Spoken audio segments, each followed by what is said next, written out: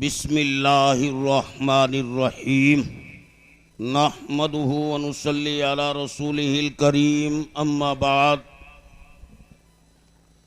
आऊज़ु बिल्लाहि मिनश शैतानिर रजीम बिस्मिल्लाहिर्रहमानिर्रहीम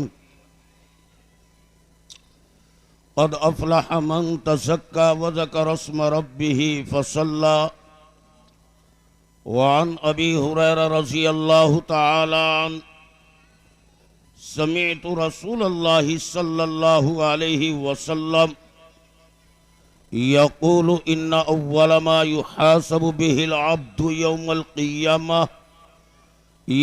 क़ियामति मिन अमलिही सलातुहु फ़इन सलुहत फ़क़द अफ़लह व अंजह व इन फ़सदत ख़ाब व ख़सिरा औ कमा क़ाल अलैहि सलातु वस्सलाम।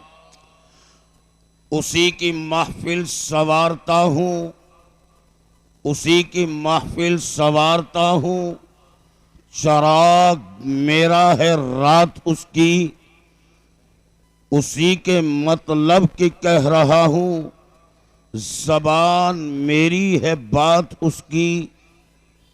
जो बीत गए वो ज़माने नहीं आते, आते हैं नए लोग पुराने नहीं आते। ना हो जिससे कभी ख़ता पैदा उसे रहमान कहते हैं, जो गलती करके पछताए उसे इंसान कहते हैं, जो गलती पर गलती करे उसे हैवान कहते हैं, जो गलती करके अड़ जाए उसे शैतान कहते हैं। जब सर में हवाए तात थी, सर सब्ज़ शजर उम्मीद का था, जब सर सर ऐसियाँ चलने लगी, उस पेड़ ने फलना छोड़ दिया। अल्लाह की राह अब भी है खुली, आसार निशा सब कायम है, मगर अल्लाह के बंदों ने उस राह पे चलना छोड़ दिया। अभी आपने मेरा नाम सुना, नकीब हिंदुस्तान ने मौलाना कासिम सैयद, जो माशाअल्लाह निज़ामत के बादशाह हैं, बड़ा खूबसूरत अंदाज में मेरा तारुफ कराया। हालांकि मैं इस काबिल नहीं हूँ, लेकिन इन अल्फाजों को दुआ समझ के मैं कबूल कर लेता हूँ। बहरहाल तो अभी आपने मेरा नाम सुना शफीकुर रहमान अल मारूफ इंशाअल्लाह। तो मैंने कहा अरे कुछ सुराही जाम की बातें करे, कुछ सुराही जाम की बातें करे, और आओ शफीक अल्लाह के नबी की बातें करे, आमना के दोलारे की बातें करे, अब्दुल्लाह के लख्ते जिगर की बातें करे, फातिमा के अब्बू की बातें करे, खदीजा के शोहर की बातें करे, हसन हुसैन के नाना की बातें करे, काली कमली वाले मोहम्मद अरबी सल्लल्लाहु अलैहि वसल्लम की बातें करे। तो दोस्तों, जब भी कोई दीनी महफिल हो, दीनी मजलिस हो, उसका तरीक़ा ये होता है कि थोड़ा मिलकर बैठ जाना चाहिए। आप सभी हजरात से गुजारिश करूँगा, बहुत अच्छा होगा अगर आप हजरात थोड़ा अपनी जगह छोड़ दीजिए, अपनी जगह छोड़कर थोड़ा 50-50 ग्राम यहाँ आ जाइए, सरक जाइए।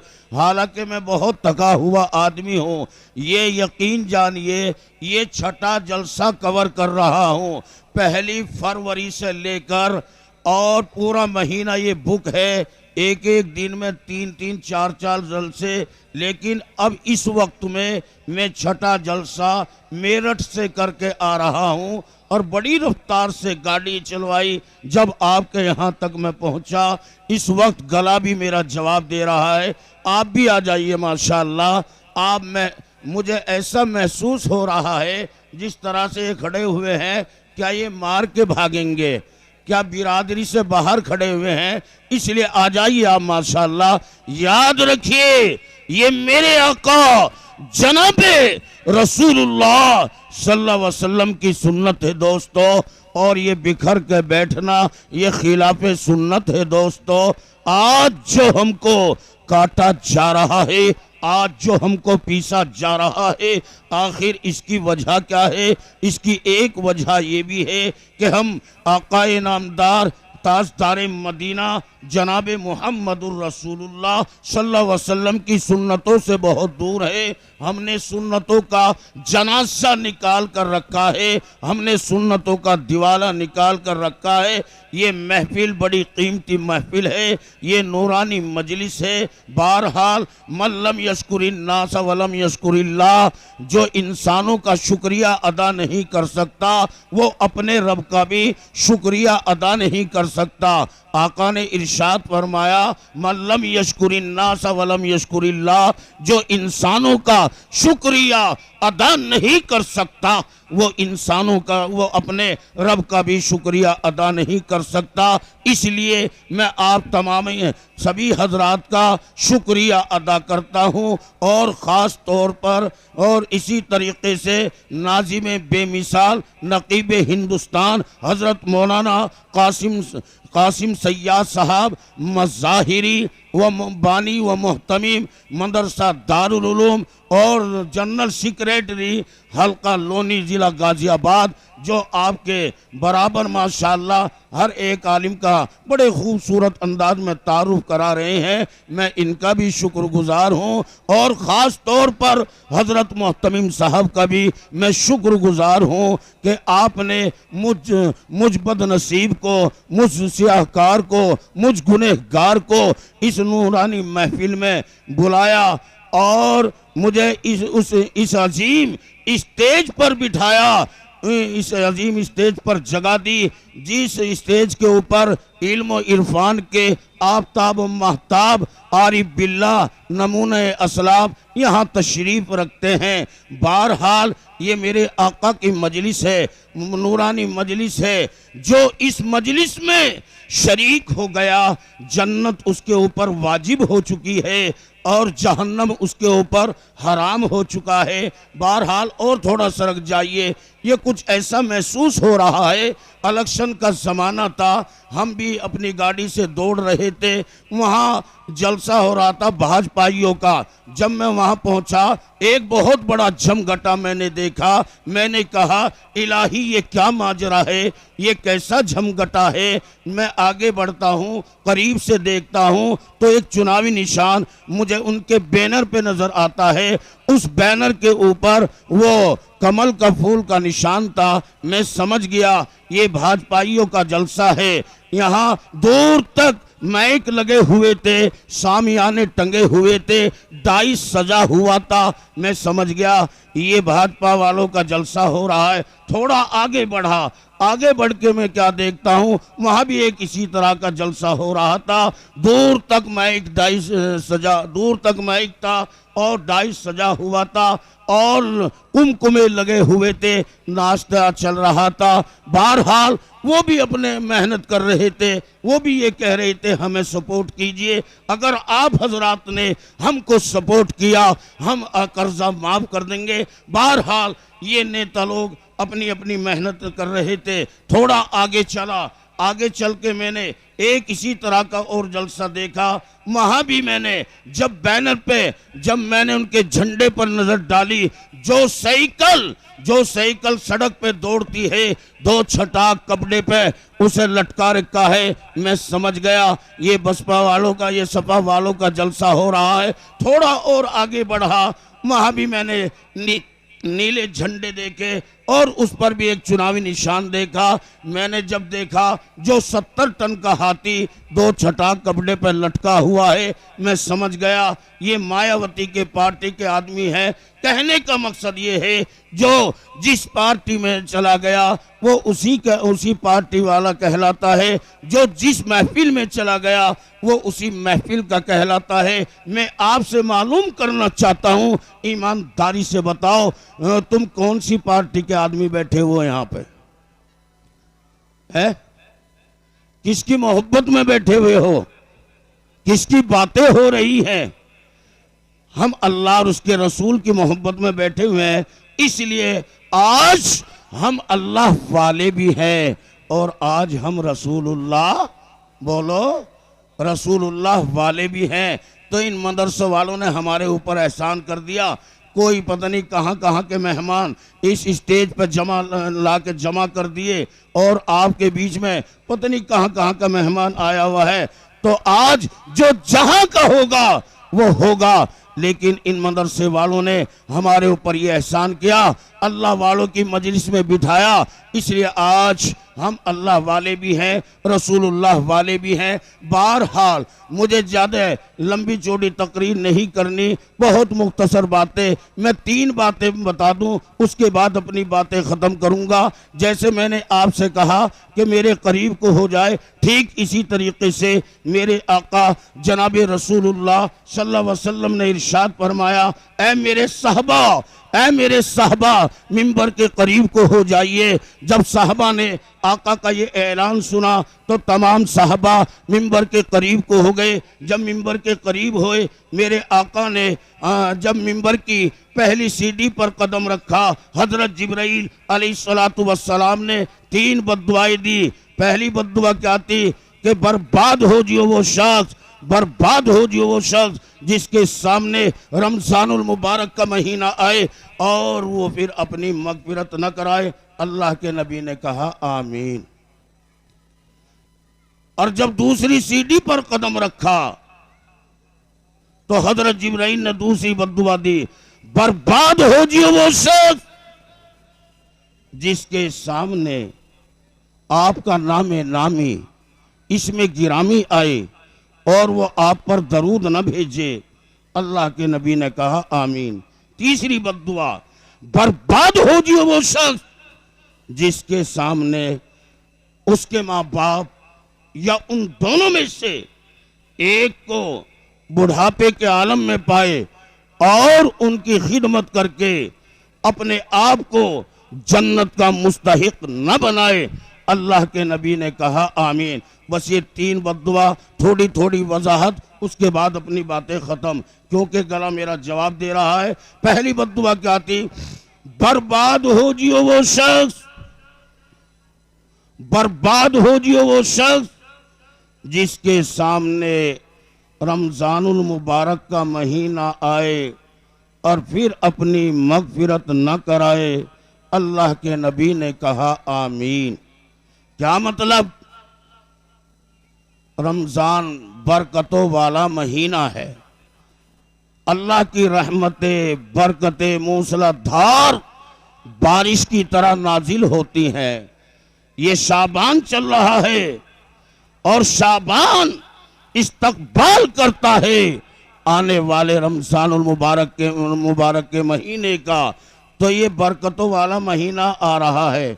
रमजानुल मुबारक का जो महीना है, बताओ ईमानदारी से, बरकतों वाला महीना या नहीं है? अरे जोर से बोलो तुम, हैं?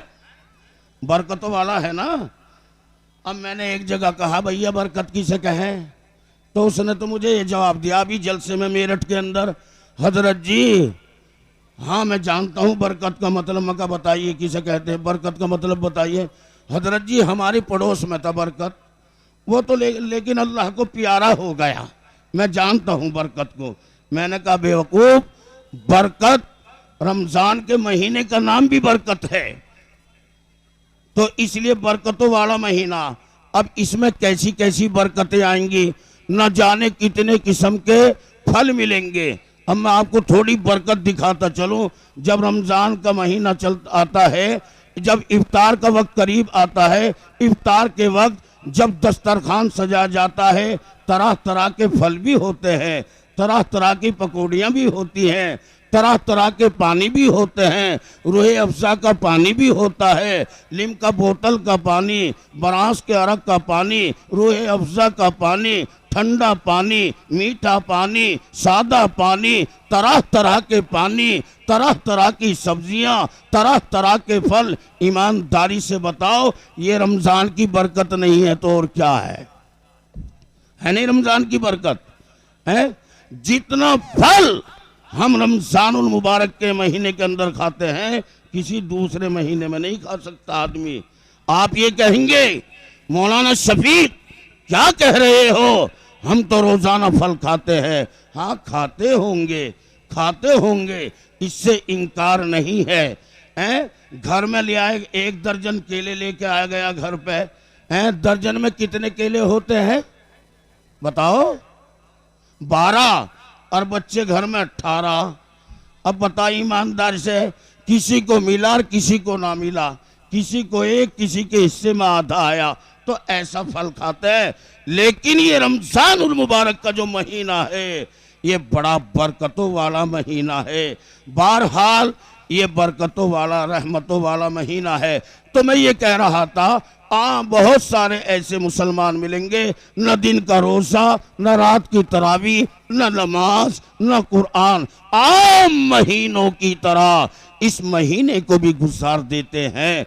इसलिए इसकी कदर कीजिए। आने वाले रमज़ान मुबारक की कदर अल्लाह ताला से दुआ करें, अल्लाह आने वाले रमज़ान मुबारक की कदर करने वाला बना दे। कह दो आमीन। अब मैं इसी तरह से एक जगह बयान दे रहा था, बागपत जामा मस्जिद के अंदर, वहां पे कुरान करीम पूरा हुआ। लोगों ने याद किया, मौलाना शफीकुर रहमान को बुला लो। मैं वहां पहुंचा, रमजान का महीना था, असर का वक्त था, तो मैंने असर की नमाज वहां जाके पढ़ी। लोगों ने कहा हजरत जी थोड़ा बयान कर दो। मैंने कहा पेट खाली है, इंशाअल्लाह जब रात में खूब बयान सुनना। तो लोगों ने कहा थोड़ी सी फजीलत बयान कर दीजिए। मैंने रमज़ान की फजीलत बयान की और मैंने कहा कि ऐसे ऐसे लोग हो रहे हैं, न दिन का रोज़ा है, न रात की तरावी, न नमाज, न कुरान। लोगों ने बताया हजरत कहाँ की बातें कर रहे हैं, ये तो हमारे यहाँ भी ऐसे बहुत सारे आदमी मिलेंगे।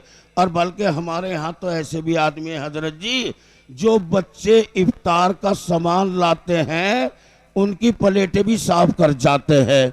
मैंने कहा तुम्हारे यहाँ तो ज़्यादा खतरनाक आदमी है। लोगों ने बताया हजरत हमने एक का नाम तो सांडा रखा है। क्या रखा है? सांडा। और दूसरे का नाम हमने टुरियल रखा है, दोनों की जोड़ी है। ये खाली रोज़ा नहीं रखते, बच्चों की प्लेटें साफ करके चले जाते हैं। बहरहाल असर की नमाज के बाद मैं कुरान लेके बैठा, कुरान करीम की तिलावत करने लगा। जब कुरान करीम की तिलावत करने लगा, इफ्तार का वक्त करीब आ रहा था। बच्चे अपनी हिम्मत वसअत के मुताबिक जो भी अल्लाह ने उन्हें दिया वो इफ्तार का सामान मस्जिद में ला रहे थे इफ्तार के लिए। तो उन्हीं बच्चों के पीछे एक लहीम शहीम आदमी, लंबा तड़ंगा आदमी उन बच्चों के पीछे आया। और उनके पीछे आने के बाद और लोगों ने बताया हजरत ये आ रहा वो सांडा, यही है जो बच्चों की प्लेटें साफ करता है। बहरहाल मेरी नजर उस पर रही। दूसरा उसका जो साथी था वो भी आ गया, उस पर भी मेरी नजर रही। मैं कुरान की तिलावत भी करता रहा, उनकी हरकतें भी देखता रहा। जो बच्चा अच्छा सामान लेकर आ रहा था उसे अपने करीब बिठा रहे थे, जो बच्चे वैसा सामान लेकर आ रहे थे उन्हें एक तरफ किनारे कर रहे थे। उनमें से एक बच्चा अंडा लेकर आ गया। जानते हो मुर्गी का अंडा, एक अंडा लेके आ गया। अब जब वो बच्चा अंडा लेके आया, सांडा कह रहा आजा मेरे पास में को। टुरियल कह रहा तो यहाँ आजा करीब को। बच्चे की कयामत आ गई। आखिर बच्चा बैठे कहाँ, इत्तफाक राय से दोनों ने उस बच्चे को अपने बीच में लिया। और मौजिन ने जब कहा, मैं समझ रहा था अब उन दोनों की निगाह उस अंडे पर और मेरी निगाह उन दोनों मुस्तंडों पर। मगर देखा जाएगा किसकी तकदीर का है ये अंडा, किसके मुकद्दर का है ये अंडा। मैं समझ रहा था कि सांडा बाजी ले जाएगा, सांडा तकड़ा आदमी है। बहरहाल मोहसिन ने तो ऐलान कर दिया, रोहसा इफ्तार कर लीजिए, रोहसे का वक्त हो चुका है। बस एकदम सांडे ने अंडा उठाया। टुरियन ने कहा जरा सब्र करो, तसल्ली कीजिए, रोजा टूट जाएगा। हालांकि रोजे से कोई से नहीं था। जैसे ही सांडे ने अंडा नीचे रखा, अब उसने टुरियन ने उसे खा गया। अब दोनों में लड़ाई होनी शुरू हो गई और लड़ाई यहाँ तक पहुंची कि लोग छुटाते छुटाते परेशान। यह है हमारा हाल। बड़े अफसोस के साथ कहना पड़ रहा है, एक अंडे के ऊपर जालिमों ने मस्जिद का अदब खो दिया। शायर कहता है, अरे गो हवा पे उड़ता है तू रात दिन, और तर्क सुनना जो करे शैतान गिन। जो मेरे आका जनाबे रसूलुल्लाह सल्लल्लाहु अलैहि वसल्लम के यानी के जो शायर कहता है, गो शायर ने कहा मस्जिद खुदा का घर है, इबादत का काम है। मस्जिद खुदा का घर है, इबादत का काम है। अरे मस्जिद में बातें करना मुतलक हराम है। जब दुनिया की बातें करना जायज नहीं है, ईमानदारी से बताओ अंडे के ऊपर लड़ाई करना जायज हो जाएगा? और फिर क्या कहे मुसलमान, या अल्लाह कौन सी गलती में पकड़ लिया है? अल्लाह फरमाता है, खबरदार, खामोश, तू जानता है तुझे हमने कौन सी गलती में पकड़ा है।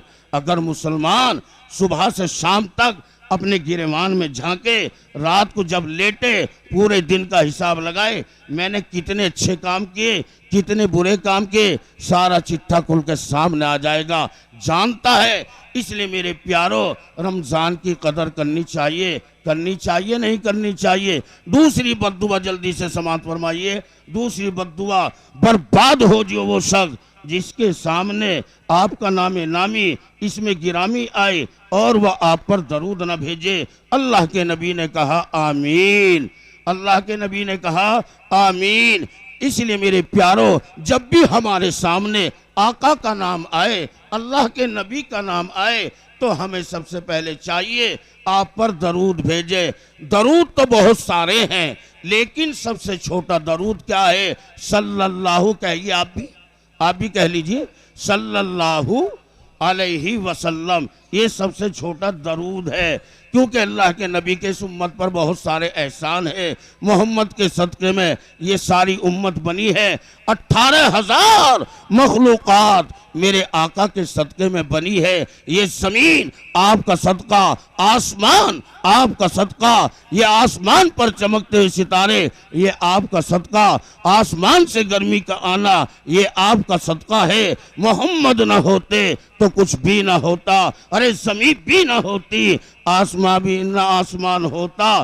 तो इसलिए न ज़मीन पर पहाड़ होते, न दरिया होते, न बागीचे होते, न फल होते। मोहम्मद ना होते तो कुछ भी ना होते। तो इसलिए आप हर उम्मती को चाहिए, जब भी आपका नामे नाम इसमें गिरामी आए, हर उम्मती पर लाजिम है कि आप पर दरूद भेजे। हर मुसलमान पर लाजिम है 10 मरतबा सुबह, 10 मरतबा शाम अल्लाह के नबी की उम्मत पर, अल्लाह के नबी के ऊपर 10 मरतबा सुबह और 10 मरतबा शाम दरूद पढ़ना चाहिए। पढ़ना चाहिए नहीं पढ़ना चाहिए?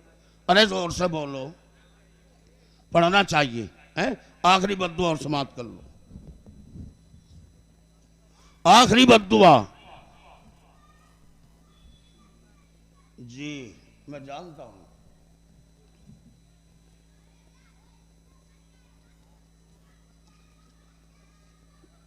बस आखिरी बद्दुआ, 2 मिनट। बर्बाद हो जियो वो शख्स जिसके सामने उसके मां बाप या उन दोनों में से एक को बुढ़ापे के आलम में पाए और उनकी खिदमत करके अपने आप को जन्नत का मुस्तहिक न बनाए। अल्लाह के नबी ने कहा आमीन। ऐ मेरे प्यारों, ओ मेरे नौजवानों, ओ मोबाइल चलाने वालों, अगर हमारे माँ बाप जिंदा हैं उनकी खिदमत क्या करो। माँ बाप की खिदमत करोगे या ना करोगे? हैं? जो आदमी माँ बाप की ठुकाई करेंगे हाथ उठा के दिखाओ जल्दी से। मजमा माशाल्लाह समझदार है। 1 2 3 4 5 6 सर सजदे में जहन कारोबार में। कभी कभी मैं चेक करके देख लेता हूं। तुम माँ बाप की ठुकाई करोगे? इसीलिए पैदा किए माँ बाप ने तुम्हारे ने। जालिम और शर्म आनी चाहिए। जहन मेरी तरफ रखें आप थोड़ी देर के लिए। आखिरी बद्दुआ है, बर्बाद हो जियो वो शख्स जिसके सामने ये अल्लाह का मुकर्रब फरिश्ता बद्दुआ दे रहा है। आपकी बद्दुआ काफी थी, मेरे आका को आमीन कहने की जरूरत न पड़ती, लेकिन आका की आमीन ने उसे और मजबूत बना दिया बद्दुआ को। आज का नौजवान जब जवान होता है माँ की इज्जतों से खेलता है, माँ बाप को सताता है, माँ बाप का दिल तड़पाता है। और शायर कहता है, अरे माँ का दिल तोड़ने वाले, अरे माँ का दिल तोड़ने वाले, कभी तूने ये सोचा होगा और तेरी माँ ने तुझे किस शान से पाला होगा। अरे वो माँ जिसने अपने आप को फटे और पुराने कपड़ों में रखा, लेकिन लखते जिगर को नए कपड़ों में सजा के रखा। अरे वो माँ जिसने अपने आप को भूखा रखा, लेकिन लखते जिगर को छका के रखा। अरे वो मैया जब तेरा बचपना था, जब तेरे में सर में दर्द हुआ, तेरी मैया कभी तेरा सर दबाती है, कभी तेरे पैर दबाती है, लेकिन जब बच्चा जवान होता है माँ की इज्जतों से खेलता है, बाप की इज्जतों से खेलता है। बाप ने बड़ी कुर्बानियां देकर उसे पाला है, झूठ सच बोलकर बच्चे को पालता है। मैंने किताब के अंदर एक वाकया पढ़ा है, और किताब में वाकया ये पढ़ा है कि एक बाप है, बुढ़ापे का उसका आलम है, बुढ़ापे को पहुंच गया, गर्दन को बुढ़ापा आ गया, आंखों को बुढ़ापा आ गया। अपने जवान बेटे से कहता है कि ऐ मेरे लखते जिगर, ओ मेरे नूरे नजर, ये सामने ये दरख्त है, इस पे ये जो काई काई कर रहा है, ये काला काला क्या है? बेटे ने कहा, अब्बू जान काला कौवा है। अब्बू जान ने दोबारा बेटे ने दोबारा मालूम किया कि अब्बू जान ने दोबारा मालूम किया, ओ मेरे लखते जिगर, ये फिर काई काई कर रहा है, ये काई काई की आवाज क्या है? बेटे ने कहा, अब्बू जान काला कौवा है। अब्बू जान ने तीसरी मर्तबा अपने बेटे का इम्तिहान लिया तो बेटे ने कहा, अब्बू जान काला कौवा है। जैसे ही अब्बू जान ने अरे चौथी मर्तबा मालूम कर लिया तो बेटे का खून गर्मा गया, खून गर्मा गया और चेहरा लाल हो गया और कहने लगा, आपकी समझ में नहीं आया, ये काला कौवा है। लहजा बदल गया, अब्बू जान समझ गए बेटे का चेहरा सुर्ख हो गया है, खून गर्मा गया है। अब्बू जान ने जैसे ही पांचवी मर्तबा इम्तिहान लगा लिया, ओ मेरे लखते जिगर, ओ मेरे नूरे नजर, ये सामने क्या बैठा हुआ है? बस बेटे ने खड़ा होकर बाप के जब धक्के लगा और तमाचा रसीद किया, जब तमाचा रसीद किया और धक्के लगे, बाप की आंखों से आंसू जारी हो गए। बाप रोता हुआ अपने कमरे के अंदर जाता है और वहां से एक किताब उठाकर लाता है और अपने लखते जिगर के सामने उस किताब को खोल कर रख देता है। ओ मेरे लखते जिगर, ओ मेरे नूरे नजर, देख इसके अंदर क्या लिखा हुआ है। जब बेटे ने उस तहरीर पर नजर डाली, उस किताब के अंदर ये लिखा हुआ था, ओ मेरे लखते जिगर, ओ मेरे नूरे नजर, जब तू छोटा सा था तूने 25 मर्तबा मेरे से ये कहा, अब्बू जान ये दीवार पर क्या बैठा हुआ है? तेरे अब्बा को बार बार तेरे पर प्यार आता रहा और 25 मर्तबा तुझे जवाब मिलता रहा कि मेरे लखते जिगर ये काला कौवा है। आज मेरा बुढ़ापा है, आज मेरी निगाह को बुढ़ापा आ गया, आज मेरी कमर को मेरी गर्दन को बुढ़ापा आ गया। आज मैंने 5वीं मर्तबा मालूम किया, तूने तमाचा रसीद कर दिया। ऐसे जालिमो, ईमानदारी से बताओ, जो अपने माँ बाप को पाए। तो इसलिए फरमाया, हजरत जिब्राइल ने कहा, बर्बाद हो जियो वो शख्स जिसके सामने उसके माँ बाप या उन दोनों में से एक को बुढ़ापे के आलम में पाए और उनकी खिदमत करके अपने आप को जन्नत का मुस्तहिक न बनाए। अल्लाह के नबी ने कहा आमीन। इसलिए मेरे प्यारो, ईमानदारी से बताओ, माँ बाप की खिदमत करोगे या नहीं करोगे? भाई जोर से बताओ। नहीं करने के? करेंगे? जो जो खिदमत करेंगे जरा हाथ उठा के दिखाओ मुझे। सब माशाल्लाह सब करेंगे खिदमत, माशाल्लाह। अल्लाह आपके माँ बाप का फर्मा बरदार बना दे। अल्लाह ताला आपकी उम्र में बरकत अता फरमा दे। माँ बाप होते हैं। जिन बच्चों ने माँ बाप की तौहीन की, जिन बच्चियों ने माँ बाप की इज्जतों का जनाजा निकाला है, हमने ऐसी बच्चों को रोते हुए देखा है, भटकते हुए देखा है, परेशान होते हुए देखा है। माँ माँ होती है और बाप बाप होता है। इसलिए मेरे प्यारो, माँ बाप की खिदमत हमारी जिम्मेदारी है। उनके हम पर बड़े एहसान है। मैंने अपनी बातें मुख्तसर करता हुआ, गला इस काबिल नहीं है, लेकिन आपकी निगाहों को देखकर मैंने अब अपना जिगर पेश कर दिया। आपकी मोहब्बत को देखकर अल्लाह ने ऐसी मदद की कि मैं आपके सामने बोल गया, वरना मेरी हिम्मत जवाब दे रही थी, क्योंकि छठा जलसा चल रहा है बहरहाल। तो इसलिए मेरे प्यारो, अगर मैं माँ बाप के ताल्लुक से आपसे कोई सवाल करूं, ईमानदार से बताओ, क्या सवाल पूरा करने को सब तैयार हैं? हाथ उठाओ भाई। सब तैयार हैं माँ की मोहब्बत में? है? अगर मैं नू कहूँ अल्लाह ताला तुमसे माँ की मोहब्बत में नू कह रहा कि एक हाथ दे दो, माँ बाप के नाम पर तुम सारे अल्लाह के नाम पर हाथ दे दोगे? हाथ उठा के कहो। तो माशाअल्लाह